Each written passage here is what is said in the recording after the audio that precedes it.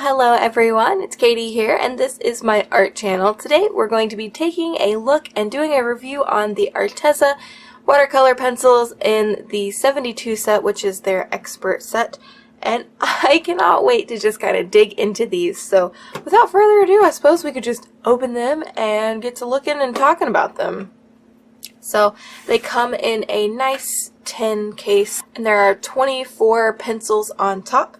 These are very bright saturated colors, and then if you put your fingers on these and lift up, there's another set of 24 which is a little bit more muted than the last set. And then lastly, if you do it again, there is a third set, and this one has a little bit more of blue, some brighter colors, and some duller colors. So there are 3 racks to these colored pencils. You can see that they're all pre-sharpened, however they're not sharpened to a point, which is perfectly fine. They're actually like flush up against the little divots that they're supposed to sit in, so they're apparently not supposed to have a point. Let's take a look at one of them. So they have the color name down at the bottom and a color number, and then they also have 3 pluses. I am to assume that is the light fastness information. And then the color is on the barrel, of course. I don't know how true it is. I haven't tested them out yet. But they are wood colored pencils. I know Arteza also has woodless colored pencils, but I think they had a problem with the lacquer on it. So they ended up going with wood colored pencils. So without further ado, let us go ahead, swatch these out, and I will do a little bit of a voiceover on the swatches just because it's probably going to be a long one. Then I will get into an illustration and talk to you further about what I liked, what I didn't like, and all that good stuff. So let's head on over there. Alright, now we're getting into the swatches. So for the swatches, what I decided to do was do a swatch on top, which is just going to be the colored pencil, and then underneath it is the swatch that I'm going to get wet with water just to kind of get a feel for how these are going to, dissolve with the water and how the color payoff is going to be, of course. So I actually managed to squeeze all 72 colors onto this page, which I was pretty surprised about. I did have to make some small swatches kind of small, but that's okay. I did notice with some of the swatches, they didn't dissolve completely, so you could still see the pencil strokes underneath, but from what I understand, a lot of watercolor pencils, you shouldn't use them as a colored pencil just for the sole fact that they will usually keep the pencil strokes, unless that's what you want. Because it does create some really interesting texture, and so therefore it could be a preference thing. But I personally don't like that, and there are a few other methods that you can use to, get the color payoff from your colored pencils, without having to worry about the texture stuff coming around. And I will talk about those in just a minute. So as far as the color selection goes, though, I really like these colors. The 72 set has a lot of just varying colors from really saturated to kind of not so saturated, and I think that is a really good thing.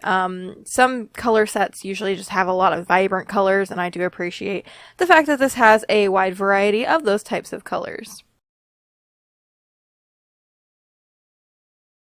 Alright, so here is a final look at the swatches, and then I'm going to talk about a few different techniques that you can use. Alright, so for the first technique you might have seen me do in the swatches, I just scribbled down some colored pencil and re-wet it with a water brush. Pretty simple technique if you ask me. The next technique is actually taking the pencil and getting it wet directly with the water brush and painting that way, or you can even scribble in a wet area, but you can't dissolve the pencil stroke, so keep that in mind. Another way is to blend the colors on your paper, so make whatever kind of ombre or whatever you want to call it, and then you can get it wet that way and it'll create a pretty seamless blend, but you should probably do it light to dark, like paint-wise, instead of dark to light like I did in the first time because it didn't work out too well for me. The last thing I tried was spritzing it with a spray bottle, but as you can tell, it didn't move at all, but if you wet it with a water brush, it does move around a little bit, so that's always good. Alright, now we're going to get into the illustration. This is something I've been wanting to do for a while, so we're doing a control squid, which is where I test the supplies on a squid first and then illustration later. So first off, I am coloring, a base layer of some colored pencil, just like I would with colored pencils, because this is before I learned, you shouldn't color with them like colored pencils. Then I did a darker layer, and then I colored in the eyes. And then I went over, the paint. And as you can tell, it's really streaky. It's really, like, you can tell some areas I colored darker and harder, and I don't know, I just feel like it wasn't a great technique. So if you use these kinds of colored pencils, be aware of that. And the thicker you color, the thicker it is, and it makes it really hard to color back over and make more layers.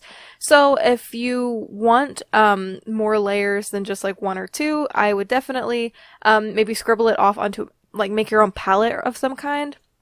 You could do that on paper and pick it up with a water brush, or you could even just take it directly from the pencil, but you want to keep that in mind because it does create like a wax bloom, even though these are technically watercolor pencils. So now onto the actual illustration. I had a hard time deciding what I was going to draw for this. I'm in a little bit of an art slump at the moment, so I decided to do a landscape, and this isn't the best landscape in the world. I will be the first to admit it. I'm super loosely blocking out just random colors. It looks really messy right now.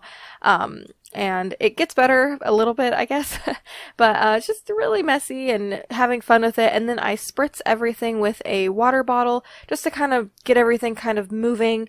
I blot it up a little bit because some areas are a little dark, and then I go in with my actual layers of colored pencil, and this is where I use the colored pencils more like a colored pencil instead of a watercolor, just to get some depth and dimension. And I will go over this a little bit afterward to, with water to kind of dissolve some of it. But for the most part, I really like the way these color pencils do lay over their own selves with very thin washes of watercolor. But again, if you do it too thickly at first, like I do with the squid, you do want to keep in mind that it will be hard to layer over. So if you want to do multiple layers, do it thin and work your way thicker. Now let's talk about the pencils themselves. They come in a 72 pack of professional watercolor pencils. They also have student grade color pencils in a 48 pack, and they also have woodless colored pencils in a 24 pack, and there are no open stock pencils that you can buy, so if you run out of your favorite color, you either have to deal with it or buy a whole new set.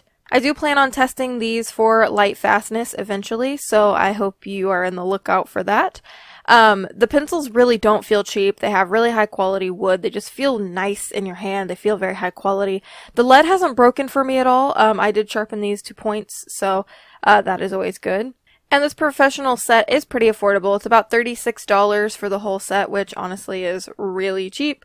I think it's really great for, doodling, coloring books, sketching with colored pencils. I don't know. I like them. They're not my favorite watercolor set, but they are really great, especially at their price point. So yeah, I really hope you enjoyed this video. I hope you found this, video informational. I hope you found it helpful. I hope you liked it, all that stuff. If you did like it and enjoyed and all that stuff, don't forget to hit the thumbs up button. Also, don't forget to leave a comment down below, and don't forget to subscribe if you aren't a part of our cute little squid pod. So, until next time, my adorable squidlings, toodaloo!